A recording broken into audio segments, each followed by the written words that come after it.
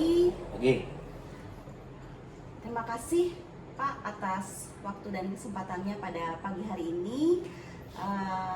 Di mana saya pada pagi hari ini akan mewawancarai Bapak terkait dengan kasus dilema etika yang ada di sekolah Bapak. Dan hasil dari bincang-bincang kita sebelumnya tadi terkait dengan kasus dilema etika yang ada di sekolah ini, saya akan memberikan beberapa pertanyaan kepada Bapak. Baik Pak, bisa kita mulai? Bisa. Baik. Siap. Oke. Nah, terkait dengan dilema etika yang ada di sekolah ini, bagaimana Bapak bisa mengidentifikasi kasus-kasus yang merupakan dilema etika di sekolah? Baik, terima kasih. Pertanyaannya cukup menantang tentang dilema kasus yang dihadapi di sekolah. Kalau di SD, kasus-kasus itu tidak terlalu prinsipil, tidak terlalu menonjol sekali ditemukan dan terjadi di sekolah. Yang adanya adalah dari mungkin ada miskomunikasi, kemudian karena kenakalan anak, kenakalan anak yang masih dalam tahap wajar, itu yang biasa terjadi di sekolah. Itu kalau dalam siswanya, bagi siswanya, kalau di antara guru, kalau kasus-kasus guru sampai saat ini hampir 8 tahun saya sini belum ada yang kasus yang artinya mempengaruhi artinya keberadaan sekolah. Artinya dalam bentuk kedinasan, jadi tidak ada kasus yang menonjol, artinya tidak ada kasus artinya yang perlu penanganan khusus. Kenapa? Karena di sekolah itu dilaksanakan ya, diutamakan adalah kebersamaan. Jadi setiap personil artinya dewan guru itu sudah mereka melaksanakan tugas dan fungsinya mereka masing-masing. Demikian juga saya sebagai kepala sekolah. Jadi kepala sekolah itu bukan kepala, bukan komandan, bukan, tapi pimpinan pelayanan. Jadi kita siap melayani warga sekolah, siswa, guru, orang tua, maupun orang-orang yang berhubungan berkepentingan dengan sekolah dan hal yang berkepentingan positif. Saya rasa itu. Baik. Jadi selama ini tidak ada kasus yang signifikan ya terkait dengan guru-guru di sekolah Bapak. Hanya mungkin untuk siswanya yang ada kenakalan anak-anak yang mungkin tidak terlalu serius juga ya Pak ya. Kemudian di sini bagaimana Bapak selama ini menjalankan pengambilan keputusan di sekolah, terutama untuk kasus-kasus di mana ada dua kepentingan yang sama-sama benar atau sama-sama mengandung nilai kebajikan. Ini misalnya kasus apa? Kasus anak. Iya, misalnya kasus anak-anak Pak. Misalnya. Kalau kasus anak itu kan terjadi di kelas misalnya. Itu kan ada guru kelasnya menangani, ada tahapan-tahapannya. Ada guru kelasnya menangani, ada guru piket. Kemudian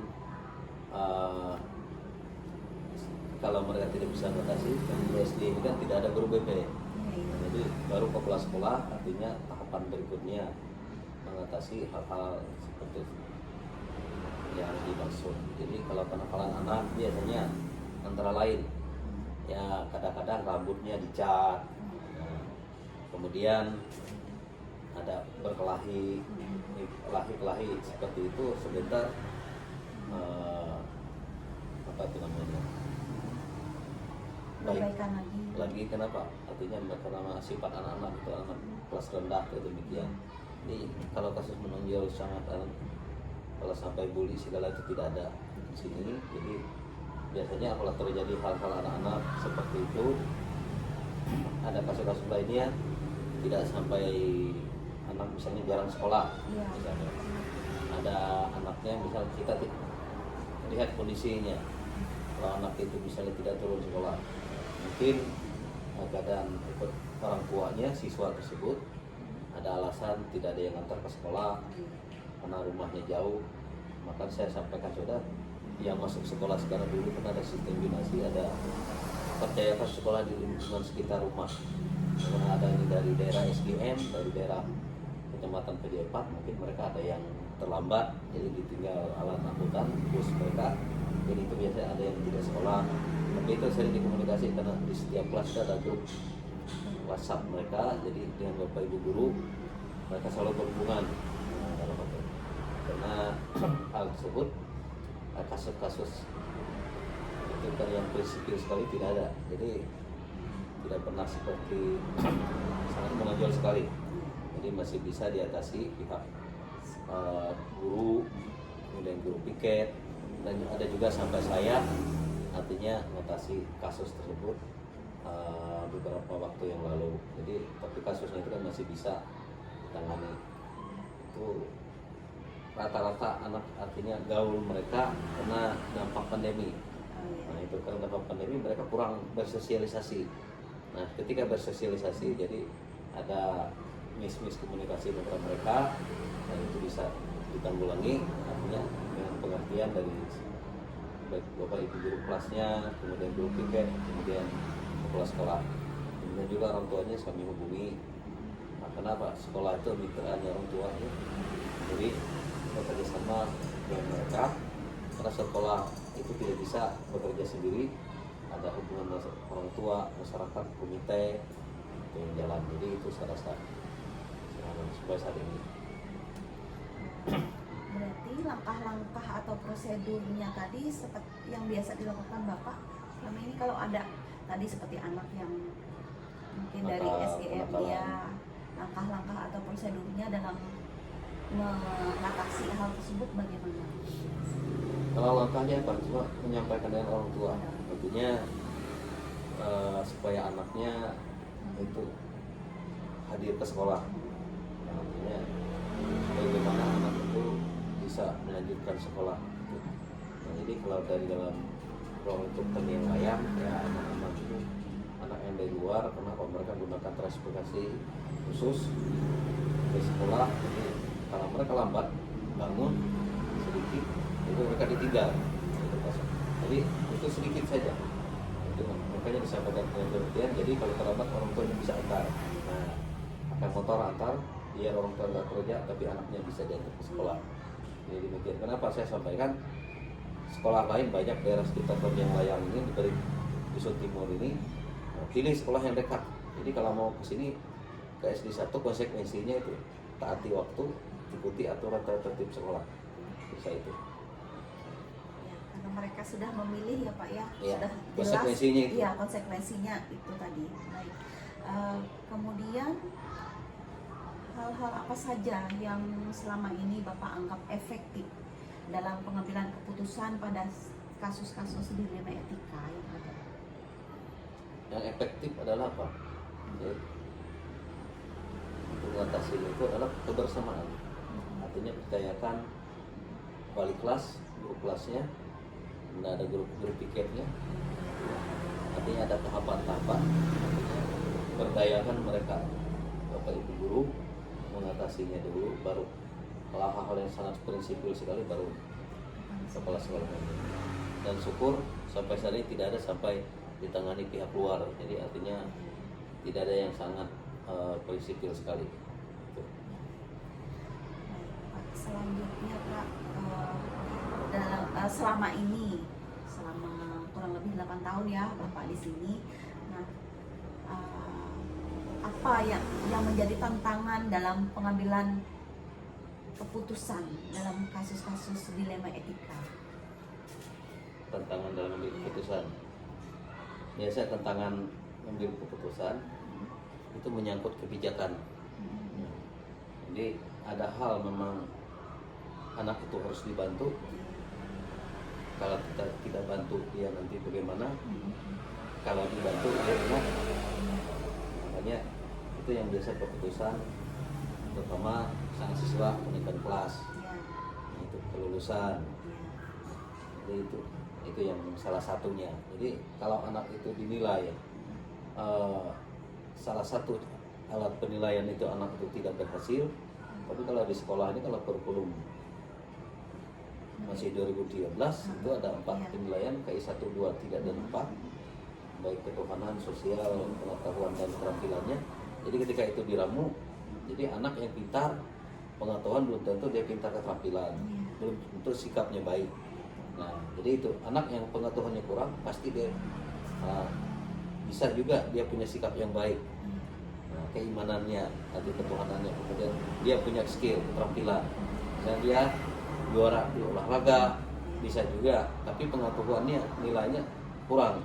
Nah, artinya itu karena sistem kalau masih kurikulum 2013 itu penilaiannya itu menggunakan itu. Kalau yang sekarang karena di satu yang lain juga menerapkan kurikulum merdeka untuk kelas 1 dan kelas 4. Jadi bagaimana cara guru memerdekakan siswanya dalam kelas belajar. Jadi makanya untuk mengatasi hal tersebut, siswa itu kurang. Saya ingat lagi, siswa itu belum bisa. Itu ada beberapa faktor. Satu, kalau yang dulu namanya standar kompetensi lulusan SKM, apa itu namanya? SKM. Itu standar kompetensi lulusannya apa namanya di kelas ini? Saya lupa. KKM. Ya. Kalau KKM itu bisa impact siswanya, daya dukung, kemudian fasilitas. Nah sekarang kalau anak itu misal tidak berhasil, mungkin anak itu memang kemampuannya kurang, terbatas. Kedua, daya fasilitasnya, daya dukungnya. Nah, kemudian selanjutnya kemampuan gurunya. Jangan menjustis anak itu kalau nggak bisa, belum tentu gurunya bisa ngajar dengan baik. Nah makanya saya sampaikan dengan Bapak Ibu guru, jadi jangan kita menjustis siswa, mampuni siswa tidak bisa. Bapak Ibu ngajari sudah benar nggak? Makanya dengan program-program seperti ini, bagaimana guru itu bisa memerdekakan siswa dan guru yang merdeka dalam mengajar siswanya. Jadi dalam kurikulum merdeka seperti itu, jadi kalau gurunya kurang, itu bisa dibantu. Pertama, mulai komunitas sekolah. Kalau di SD 1 ada komunitas sekolah, artinya guru-guru setiap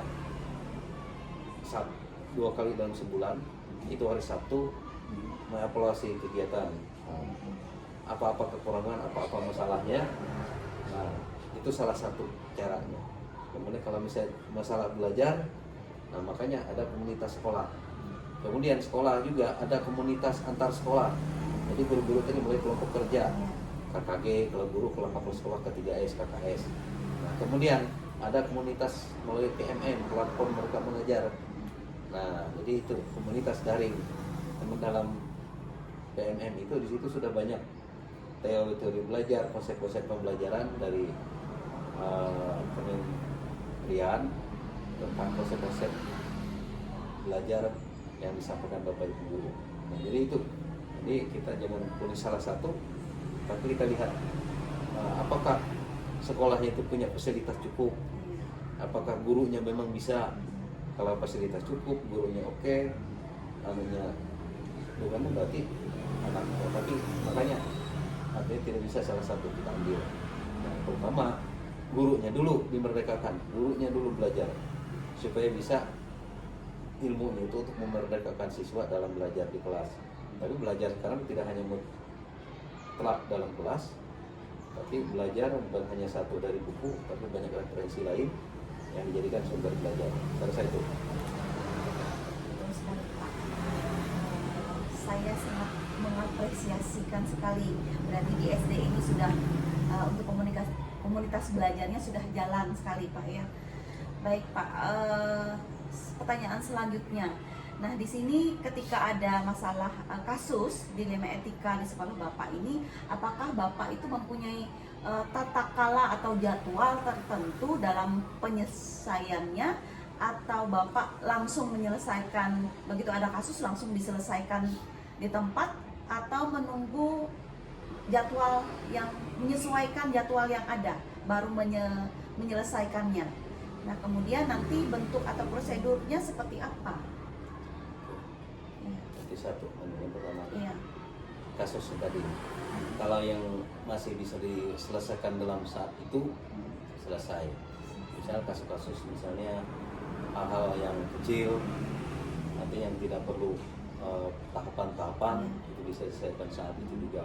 Kemudian hal-hal yang prinsipil, hal-hal yang sangat penting, contoh misal kemampuan peserta didik, kemudian keterbatasan kemampuan guru itu tidak bisa disimpulkan saat itu. Makanya mulai tahapan lewat belajar, lewat pembinaan, agar nanti ketika diambil kesimpulan, putuskan itu sudah artinya melalui proses. Nah, yang satu tadi apa lagi? Prosedur itu menyangkut tahapan-tahapan tadi. Jadi kalau siswa, kalau kekurangan, jadi kita sekarang di sekolah dalam merencanakan suatu proses, artinya di sekolah itu adanya PBD, artinya PBD, perencanaan berbasis data.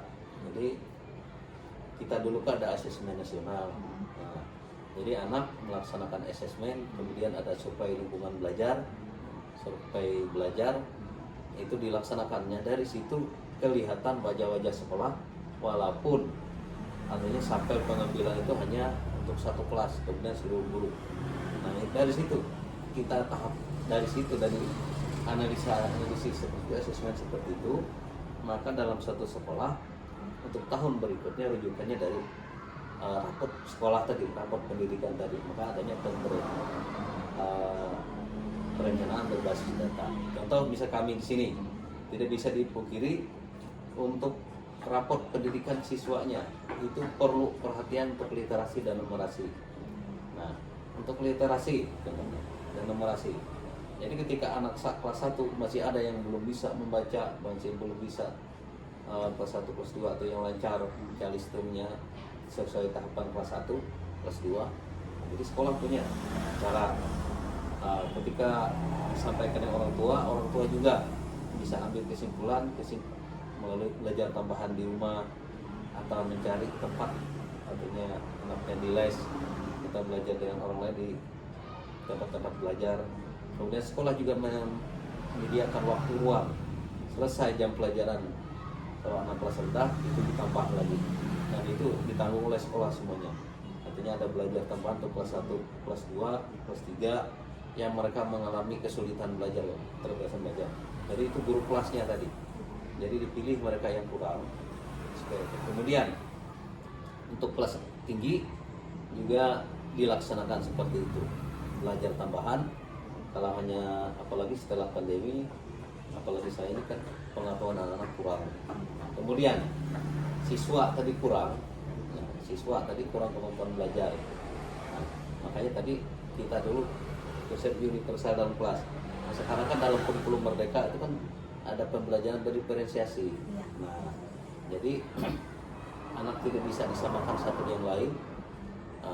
Konsep mengajar anak A dan B itu pasti berbeda karena tahapan mereka, kemampuan mereka walaupun sama kelas 1, kedua dalam fase A itu, jadi belum tentu mereka punya pengetahuan, keterampilan, latar belakang yang sama. Jadi guru tadi melakukan asesmen di awal. Nah, saya bilang sampaikan dengan mereka, dilihat anak didik itu kemampuan mereka.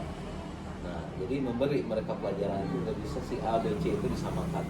Kemudian untuk asesmen, untuk penilaian lagi, tidak bisa kita samakan mereka. Walaupun mereka sama naik kelas, tetapi batas kemampuan si A, si B itu beda-beda. Nah, jadi makanya tidak ada yang tidak naik kelas, tapi kita bedakan mereka. Karena konsep diferensiasi tersebut itu belajar sama-sama diterapkan di sekolah, walaupun tidak bisa dipungkiri baik guru, kami tenaga kependidikan di sini masih terbatas dalam hal tersebut, pengetahuan dalam konsep pembelajaran diferensiasi pada kurikulum Merdeka. Nah, itu tahapan-tahapannya kalau yang prosedur dalam pembelajaran. Jadi saya rasa makanya tadi guru dulu. Artinya jangan guru ngajar, yang jelas guru sudah menang satu malam dengan anaknya. Itu zaman dulu. Sekarang nggak bisa menang satu malam, harus malam-malam dulu menang. Nah, kenapa? Karena anak-anak itu satu yang lain itu berbeda. Ya.